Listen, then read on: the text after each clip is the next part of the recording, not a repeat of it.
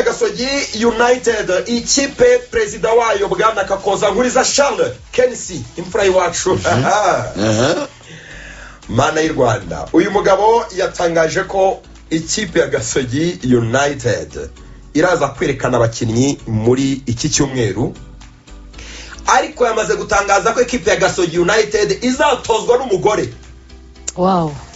Umugore uturutse mu gihugu cy'Ufaransa, umumisi ndetse akaba ari umutoza bigize umwuga ufite lisanse yo hejuru ya nyuma ishoboka mu butoza, ariko akaba yaritabiriye amarushanwa ya Miss reka turebe Miss Bourgogne. Ntago azajya arangaza abakinnyi se ngo uretse kuba ari umutoza w'umupira w'amaguru, ngo ni n'inzobere mu byo kumasa abakinnyi, ni n'inzobere mu gutegura abakinnyi ku buzima bwo mu mutwe. Uyu ngo niwe mutoza wa Gasogi United muri Isaka. Amashyi menshi kabisa. Massage inzobere mu buzima bwo mu mutwe. Ngo ni umugore mwiza cyane ukiri muto, ugize ikibazo cy'abakinnyi bafite lisansi yo gutoza, ni umaseri w'umwuga, ni umaseze right w'umwuga, akaba umumisi. Ngo n'ugiye gutoza ikipe ya United, ngo yitabiriye amarushanwa ya Miss Bourgogne mu gihugu cy'Ubufaransa.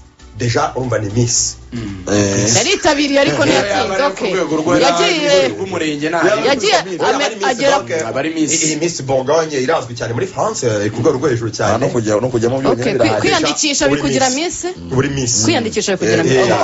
Wenda abantu bataza kubyuma nko kushaka wenda kujora ubushobozi bw'abagore, nuko twabikizemo wenda akantu ko gutebya, ariko reka tuzarebe ubushobozi bwe. Birashoboka ko umugore ashobora kwiga gutoza akabikora ku rwego rwo hejuru cyane. Turanabafite mu Rwanda naho mu Rwanda abikora kandi abikora neza, nawe gutoza equipe nationale yacu y'abagore. So reka tuzarebe ubushobozi bwe n'Abongereza neza te muhanga cyane Salwegman gusa nyine igitunguye wenda abantu nuko wenda nka profile ye muri coaching, wenda abantu baravuga bati hari ukuntu Gasogi yari yaranyuze ku batoza basa n'abafite amazina. Igihe cyo gufata umutoza murabyibuka Gibukasa, abantu bavuga ati umutoza atoje yongeje muri equipe nationale ya Congo agatwara igikombe cy'igihugu muri Congo, bakanyura abatoza nka Bakasa bakanyuramo, abatoza afite ibikombe by'amahoro mu Rwanda, abatoza nk'uyu wabatozaga w'umugande n'abandi batandukanye. Abantu bati ni ikipe isanzwe nyine ishaka ama profile asa naho aremereye by'umwihariko ku mugabane wa Afrika. Wenda uko guhindura, reka turebe niba wenda bizazana umusaruro muri gikundiro gihambaye kuva bitangaza muri equipe ya Gasogi United. Abafana benshi baje, yitwa Miss Caroline cyangwa se yagomba no kuzakura abafana benshi birumvikana rwose, n'abakinnyi beza ngo batangiye kwifashisha equipe ya Gasogi Caroline. Turamushyigikiye United. Reka mpe kuri ingingo ndi muri updates, mureke kumarira iminota ntaza kwibishyuza bikagorana cyane. Ahubwo muri Afrika, reka ngaruke muri Afrika gato, harimo imikino birumvikana ya CAN E23 cyangwa se CAN y'imyaka 23, ni qualification z'imikino olympique, Jeux olympiques Paris 2024 umwaka utaha. Birumvikana bageze muri demi-finale. Demi-finale rero birumvikana ku munsi w'ejo nibwo imikino izakinwa, kimwe cya kabiri kirangiza. Equipe y'igihugu ya Misiri izaba ihanganye n'ikipe y'igihugu ya Guinea Conakry. Hanyuma ni ku isaha saa moya ku munsi w'ejo, isaa 4 z'ijoro, Maroc na Mali. Ni ibihugu bikomeye cyane umupira w'amaguru. Ubwo rero ni imikino tutagarutseho cyane, ariko bigezeho n'ahantu haryoshye gutangira kwigaruka kubera ko amakipe atatu ya mbere niyo azitabira imikino olympique y'i Paris birumvikana umwaka utaha. Ubwo rero ni equipe ya mbere, iya kabiri n'izatwara umwanya wa gatatu niyo amakipe azitabira nyine Jeux olympiques, imikino nyine ya Paris. Hanyuma rero indi mikino n'ubundi ngimbi U21 mu gihugu ku mugabane w'Uburayi birumvikana ni Euro y'imyaka 21 i Burayi. Imikino yageze ahantu heza cyane kuko iyi mikino bavuye muri quart de finale bageze muri demi finale.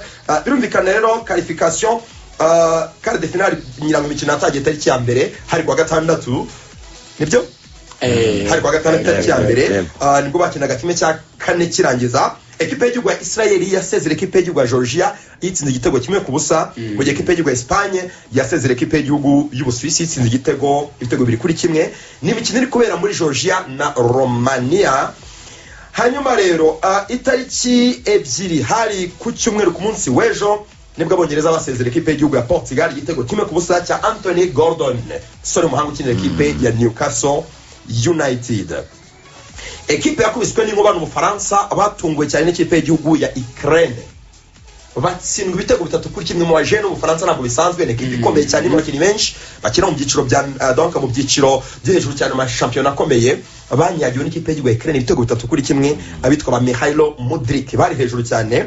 France rero ihita isegerwa ni nayo babona ko rero penalty France yakibanje barayigombora bayitsinda icyago cya Ryan Cherki ukina muri Rio ariko Ukraine izibatera ibitego witwa hari umusore bita Georgiy Sudakov ukina ekipe ya Shakhtar Donetsk yatsinze ibitego 2. Undi musore ukina muri Shakhtar bita Artem Bondarenko nawe atsinda igitego. Ikintu cyarangije Ubufaransa bwaje kugombora igitego cy'umusore yitwa Kaliyumwendo cya kabiri vari igenzuye isanga cyari offside hari ku minota 42 bacyanga icyo gitego. Abafaransa bahise bajya down kubera ko bari bizeye ko bagiye nyine bari bamaze kugombora bibaye 2-2 bazi ko bagiye guhita bagira iyo momentum yo gushaka cya gatatu. Urumva iyo vari haburi minota 8 kubwenga igitego cyawe kiranzwe Abafaransa bamanutse ako kanya buri mupira ni detail ako kanya katangana n'umuntu utakwizigira wo gusa n'abababajwe no kwaba kw'igitego n'abagiye hasi moraruma niwo mwanya neza Ukraine yari igiye hejuru kubera yuko yari buze ati aho biruhukije bahita bataramo cya gatatu n'ibyabaye kure ekipe yawe ya Sofo na RG cyane niho no gutsindwa kwa nasho kwangira igitego niko bigenda mu mutwe iyo akantu gatoye gapfaye mu mupira ekipe ikabona irabucitse igiye down nako kantu umutoza w'Ubufaransa atatekereje neza donc abakinnyi be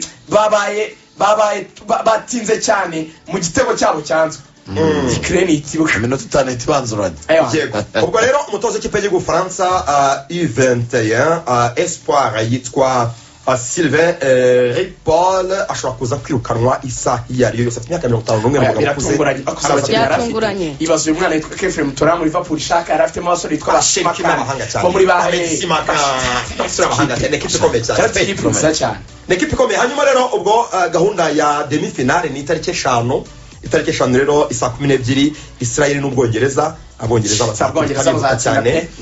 Hanyuma umutoza wa Israel yitwa Guy Luzon akaba rero mu gikora arimo yitegura ku buryo bukomeye cyane mu gihe umutoza w'Ubwongereza yitwa Castle Lee mu Ireland Costco Ubwongereza umuntu yitwa Emil Smith Lowe arya bench nazo mbibiganiro ari kuri bench Emil Smith Lowe ari U21 abana bitwa Morgan Gibbs White ariko ikibazo n'ubundi byose bigira effect ubigira ingaruka kuri equipe nationale nkuru bose se ntibagaruka ariko abantu bagarukire bafite impano zingana kuriya ni ikibazo gikomeye cyane wabonye ko n'abafinaliste umwaka ushize ntago bari bugaruka uyu mwaka. Ubwo rero isa 3 zuzuye itariki 5 n'ubundi Espagne na Ukraine.